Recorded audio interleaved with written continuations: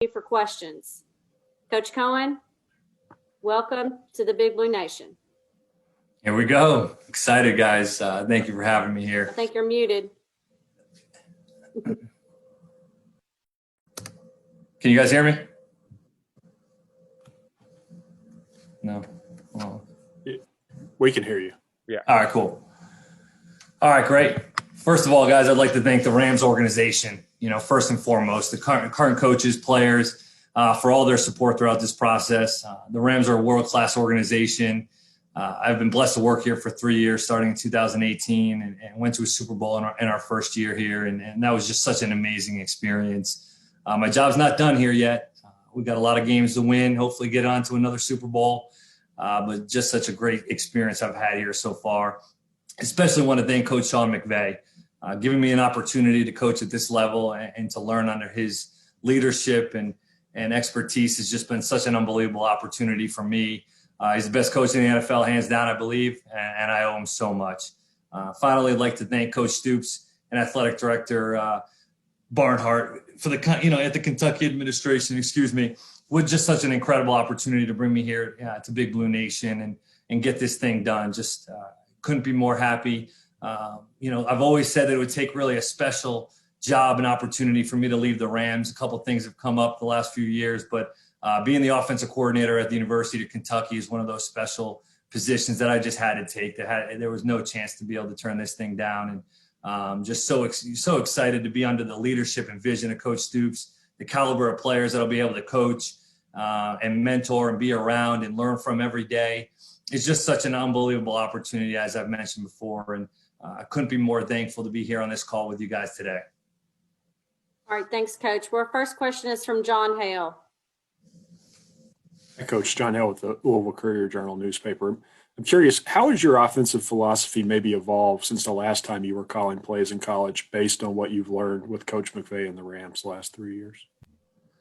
I think that, coming to the NFL, it was always something that I had always watched NFL football, coaching in college, and you try to get some of these tidbits and things like that you can really pick up. And I believe that truly marrying the run and the pass is something that I've learned that is such an advantage and winning edge for us here. And the guys that have just been able to, we've run the football effectively, but all of our play actions and keepers and movements and things like that are directly married to the run game that we're able to utilize here. So I believe that true marriage and playing with different tempos, in and out of the huddle at times. I know that's a foreign world, a foreign language maybe in the SEC, but maybe playing in and out of the huddle, getting some different tempos going, and just being able to be quarterback friendly. Everything starts with the quarterback, but also it also starts up front, and we're going to be able to run the football, and that's something that Sean wants to do on a week-to-week basis. It's part of our core philosophy is running the football, and I plan to continue to do so at Kentucky, but truly marrying the run and the pass, being able to put pressure on the defense and make them defend every blade of grass. Nick Roush. Nick Roush, Kentucky Sports Radio. Liam, you mentioned in your opening statement that it took a unique opportunity. It is a pretty sweet gig coaching in the Super Bowl for the Rams. What made what made Kentucky the one that ultimately convinced you to make the move? First and foremost, it's the SEC, right? It's if you're not talking about the NFL, you're talking about the SEC in terms of level of play. And that was something it was always my dream really to get to the National Football League in some way, shape or form. And that happened, and I've had an unbelievable experience. But I believe the unique situation that it is they've won a lot of football games. Kentucky, we've won a lot of football games. They can run the football, have to improve the pass game. I think that's something I can help with. But also talking with Coach Stoops, he had this vision from the beginning in terms of what he was looking for, and he didn't stray from it at all. And to me, that speaks volumes about that kind of person. And my dialogue with him has just been amazing. Everything he has said that was going to happen has happened in terms of this process. And to me, that speaks more about X's and O's and things like that. This guy is a stand-up guy that I believe I would love to work for. And I work for an amazing human being, not only coach right now, and I believe I'll be doing the same in Kentucky. And to me, that was really the selling point was, who am I going to come work for and work with? Hey, the student athletes will be amazing. They're going to do what you're going to ask them to do, as long as you show loyalty and give respect to them first and foremost. So I'm truly blessed to be in this position, but it all started with Coach Stoops. Derek Terry. Hey, Liam. Derek Terry with the Catspaws. Mark was talking about some of the references that he had for you, and they were all good, and he felt like he could trust those people. So I was wondering, on your end, whenever you were making the decision to take this job, who were some of the people that you leaned on for advice? Well, I was blessed to have a situation where, our offensive line coach, Aaron Cromer, is close with Coach Stoops. They vacation together. So there was a connection there. Coach Aaron Cromer is really the first guy that kind of put this thing together for me in terms of, hey, this is something that could potentially happen.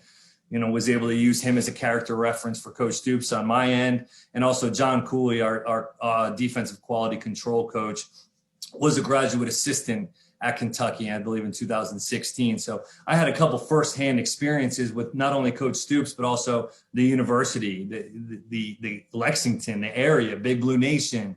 All those things were at my disposal, and my agents did a phenomenal job of also doing some research on the situation. But I had some great people to be able to talk to that had firsthand experience of the place, and that made things a lot easier for me. John Clay. Yeah, Coach, it's John Clay with the Lexington Herald Leader, the newspaper in Lexington. You mentioned about the SEC.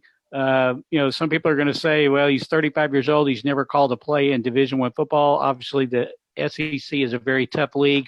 What do you feel like has prepared you, and do you feel prepared to be able to take over this position?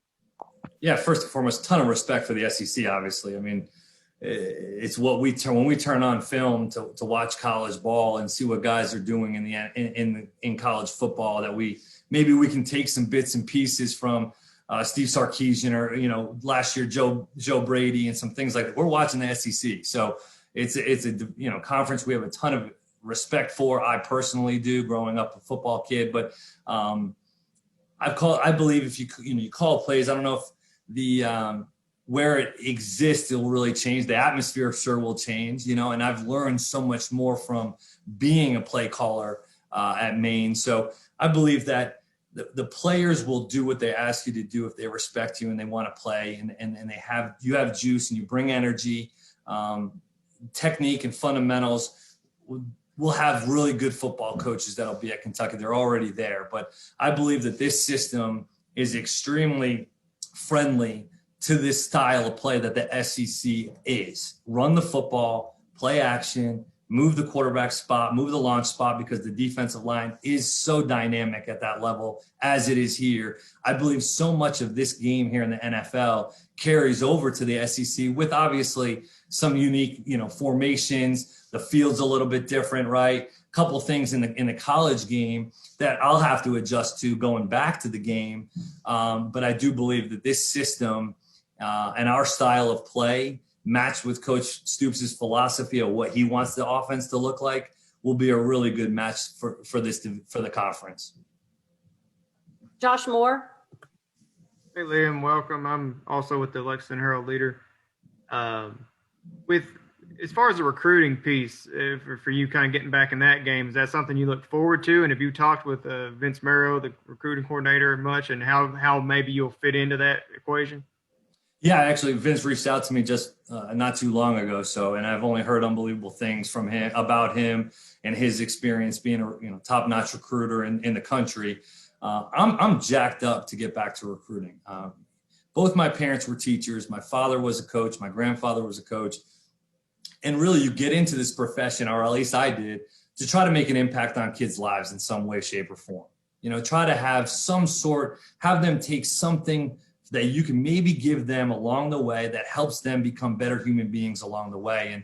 And that's why I got into this profession. I love the X's and O's. I love football, but I do miss some of those relationships, true relationships of impacting 18 to 22-year-old kids that are at such an important time in their lives that need some of that, mentorship and guidance and just being a friend and just being somebody that can be there for them. And I miss that part. So recruiting, I believe, being a 35-year-old guy, I'm actually closer in age to some of them than I probably am to some other older coaches in the country. So I believe that can only help me in terms of walking into a household and being able to be honest and be myself in terms of, hey, this is what I'm all about. This is what Kentucky football represents. And I'm a representation of Kentucky football. And I believe I can do that to the best of my abilities.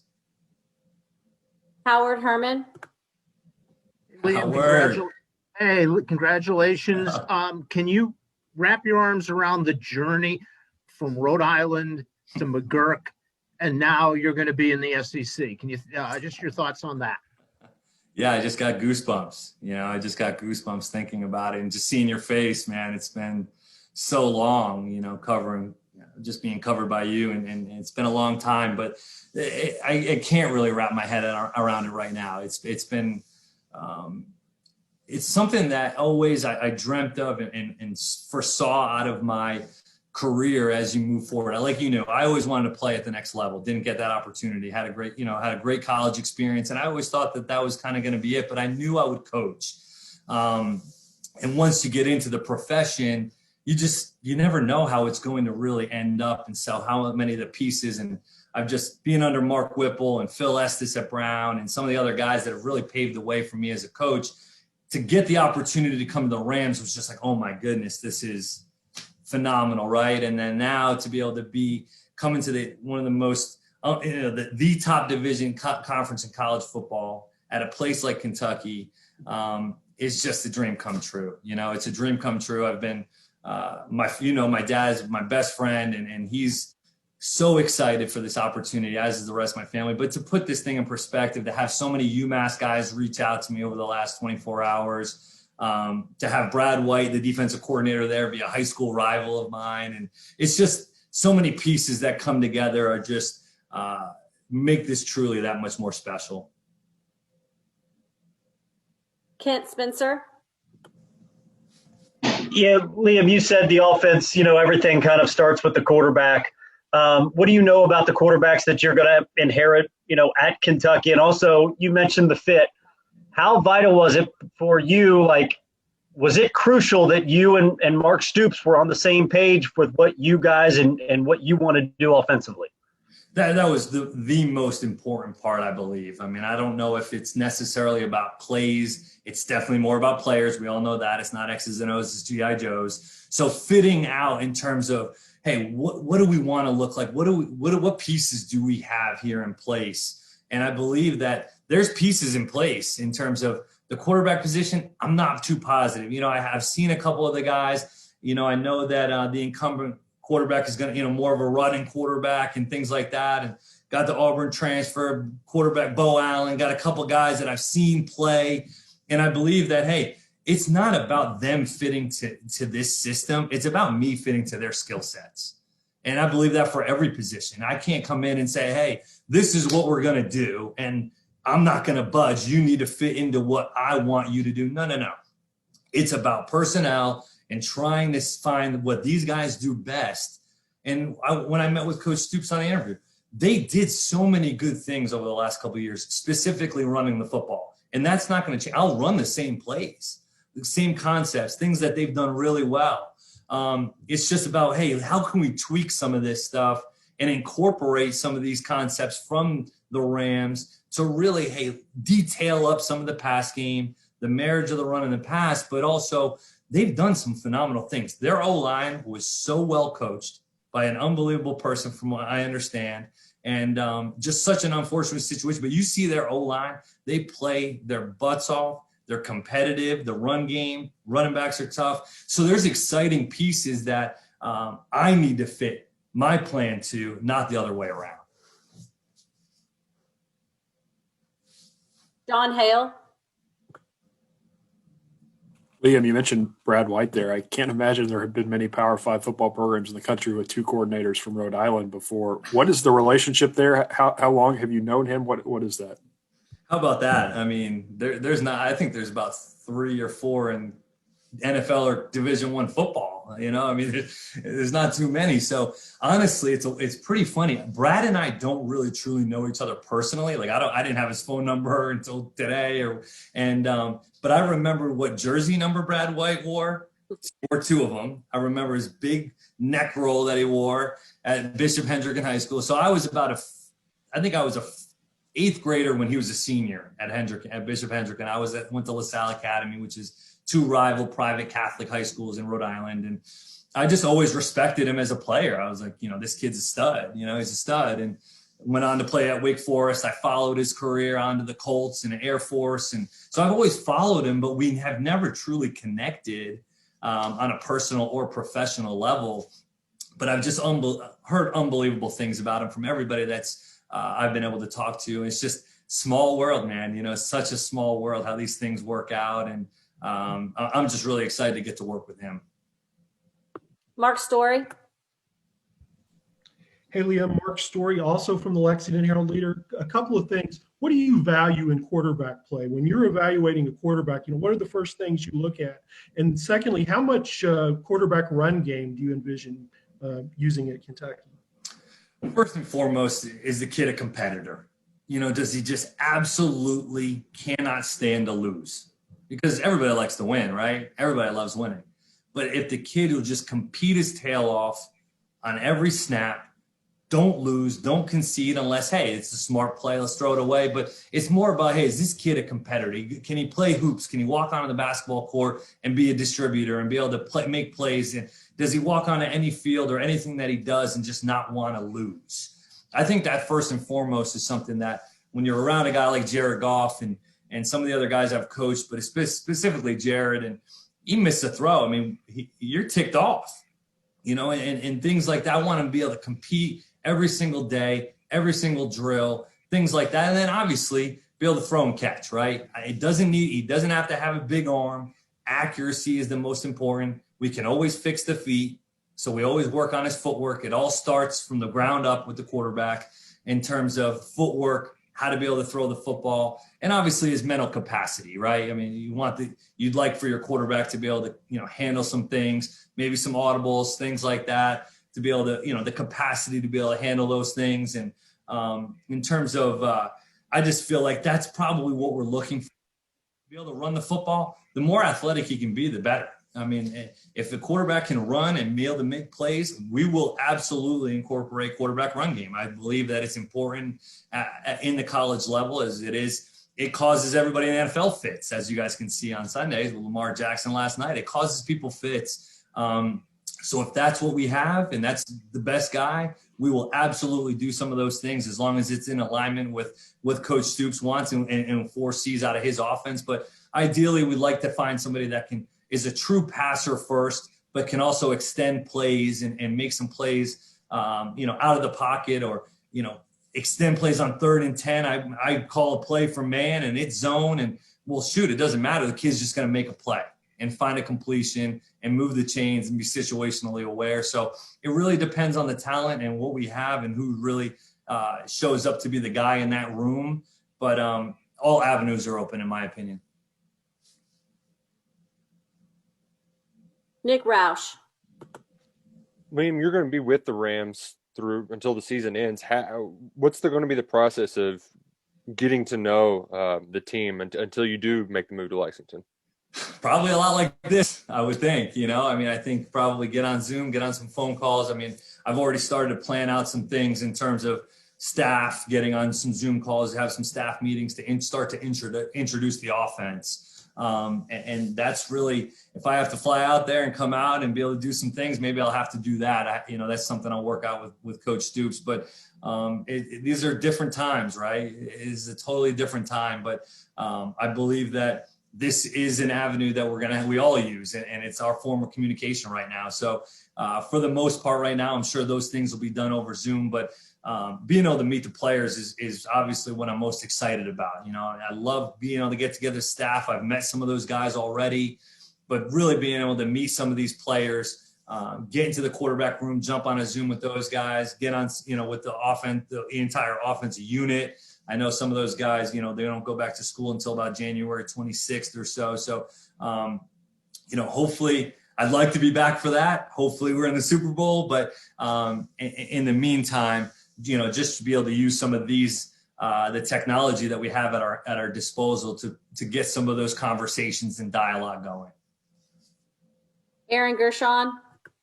Liam, Aaron Gershon, Big Blue Insider. You guys are obviously looking to improve the pass game, but how important is it to maintain the success UK's had running the ball the last couple of years, specifically with some of the running backs who are expected to get back? It's so important. It all starts there. I mean, the quarterback, we all know, I believe, is the most important position in sports. I believe that. But when you're looking at an offense and who to really protect and you want to gear your skill sets towards these guys, it's the quarterback and the offensive line. If you look at some of the, being able to run the football, put your offense in good position, run good plays into smart looks, whether that's with zone read, whether that's with RPOs, or whether that's with an audible system. Try to put your players in the best chance, opportunity to be successful. And I believe they've done a phenomenal job at that. I mean, you see the physicality up front. You see the backs making plays. It's a sound run game that they've had for the last couple of years. And that's something I don't plan on changing. Hey, maybe we jump on their center a couple of times here and there. And maybe diversify the run game a little bit in terms of some of the things that I've learned here with the Rams. But I do believe it's going to all start with, hey, when we snap out of the huddle, the first thing the defense sees is the offensive line attacking the line of scrimmage when you break the huddle. And if that tempo, and that's something that's, we have respect for and we appreciate and we know that is a winning edge for us, I believe that we'll have some success.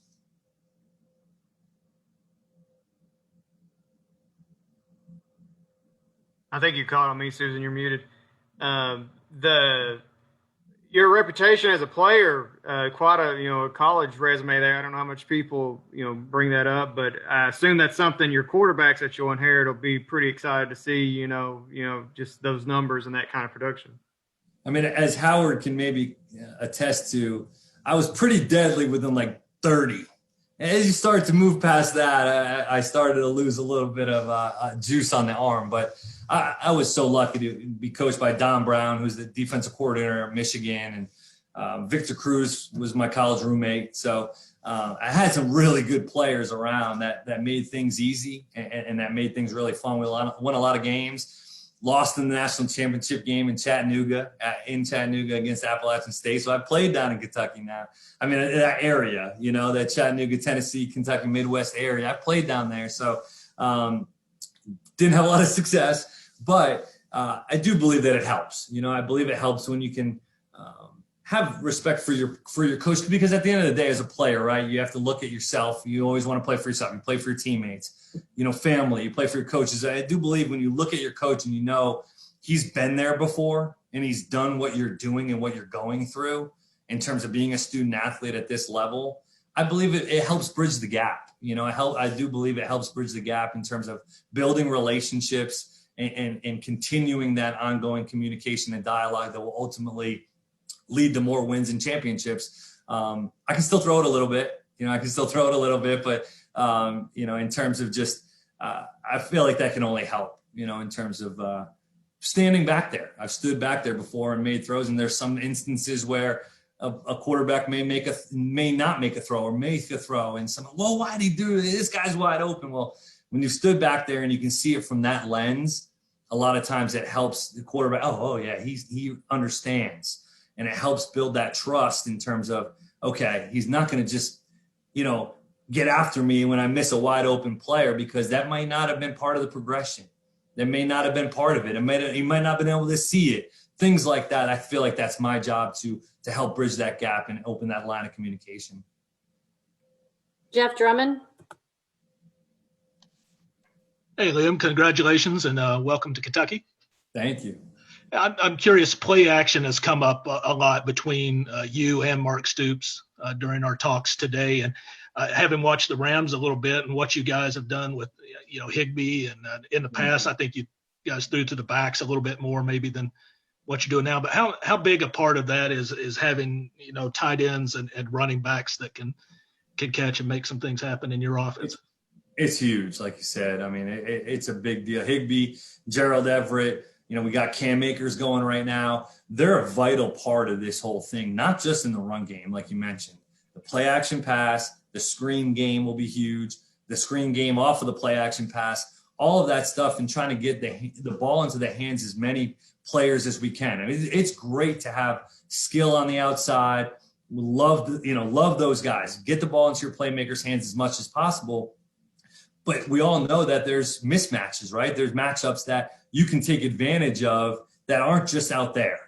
Cornerback on a receiver. Well, hey, let's get a linebacker on a tight end. Let's displace the back and get him matched up on a linebacker, Being able to utilize all of the matchups. The NFL is such a matchup league. When you play man-to-man, you get matchups all over the place, and you have to be able to win one-on-ones at this level, and I believe that's at any level. So to be able to utilize the tight ends in some of the keeper game, the bootlegs, utilizing the backs in the screen game and in some of the drop back game, whether it be an empty or displacing the back some, I believe that can definitely help the offense and be able to get the ball into some of the playmakers' hands. I've seen some of these tight ends on tape, and I've seen the backs on tape a little bit. Playmakers, for sure, some guys that you can distribute the football. I believe it was against the Arizona Cardinals 2 weeks ago. We had 9 players catch the ball the other nights, against the Cardinals. So be able to distribute the football. The quarterback should act like a point guard, not just throwing to receivers. Let's get the ball into some of our playmakers' hands. John Clay. Yeah, Liam, I was curious. So what's it been like working for Coach McVay? And are there one or two things specifically that you have picked up from him during your time there in LA? I mean, first and foremost, when you step into the building, you feel the energy, right? It's a place that you truly love coming to work at every day. I mean, you don't get into this profession to get, a pat on the butt, right? And to hear somebody say, you're doing a great job. That's not why we do this, right? It's not why we do it, but it is nice to hear it. And that's something that I feel he does such an amazing job at, is making his coaches feel appreciated, genuinely. And that's just, he knows everybody's name in the building, the chefs, the cleaning staff, everybody. He knows everybody in the building's name, calls everybody on a first name basis, tries to, really get himself into everything that's going on in this building. And he has so much to do. He's our offensive coordinator. He does all these things. He knows the defense, and he's different. There's no question. He's a different breed, but he's an unbelievable person. And that's where, to me, I've learned that, this profession, when you're in college or a place I've been before, is, discipline, hard work, all that stuff is extremely necessary. But hey, let's have open dialogue. This isn't my way or the highway dictatorship stuff. Let's collaborate on this thing. What's best for us as an offense to be able to collaborate on and do together. And that's the type of thing. He gives our players a ton of autonomy. Hey, what do you want to call this? How do you want to run that? Do you feel more comfortable doing it this way? Now, these guys are pros, so some of that stuff they've been doing for years. But I do believe when your players have ownership over what they're doing, whether it's conceptually, fundamentally, or, hey, just maybe coming up with a name of a play, they're going to want to run that play a little bit harder and do their job to the best of their ability, maybe just a little bit more, because there's that much more invested on their side, not just, hey, this is what to do, go do it.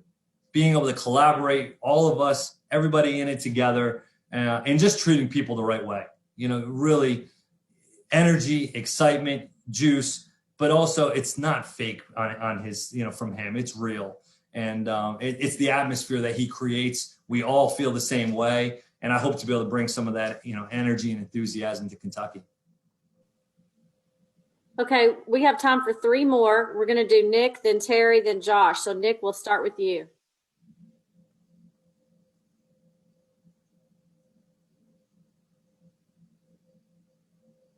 Nick Roush. Sorry, didn't mean to have my hand up there. Okay, then we'll go to Josh. Well, Derek, did you have a question? Yeah, I do. Liam, Mark said the 2 positions that really needed to focus on in the offense is quarterback and wide receiver, and obviously you've coached both those spots with the Rams. Just how much do you think that experience will help you once you get to Lexington?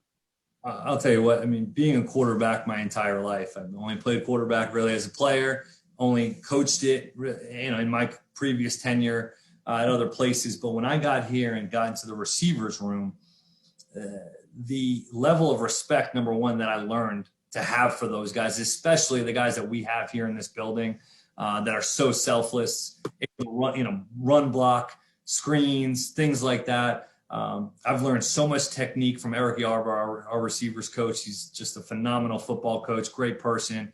Just being able to learn some of the techniques and little things that help these guys maybe get open, give them a little bit of a tip on how to beat man coverage or how to settle versus zone coverage. Just little details that I've learned along the way in terms of these last couple of years, coaching some of these special players that we have here in Robert Woods, Cooper Kupp, Josh Reynolds, Van Jefferson, had Brandon Cooks before. I mean, these are guys that I was learning from every single day, things that made them great. I was able to jot down on notepad. So some of those things that I'm able to take in terms of, hey, how can we make this play and this concept or this player just that much better in terms of just, hey, let's tighten up the details and technique and fundamentals. And then obviously being in the quarterback room, being with a Pro Bowl quarterback like Jared Goff. I mean, working with Kevin O'Connell, who's our offensive coordinator, just continuing to advance in terms of, hey, what's the quarterback's preparation every week? What are his daily notes for practice?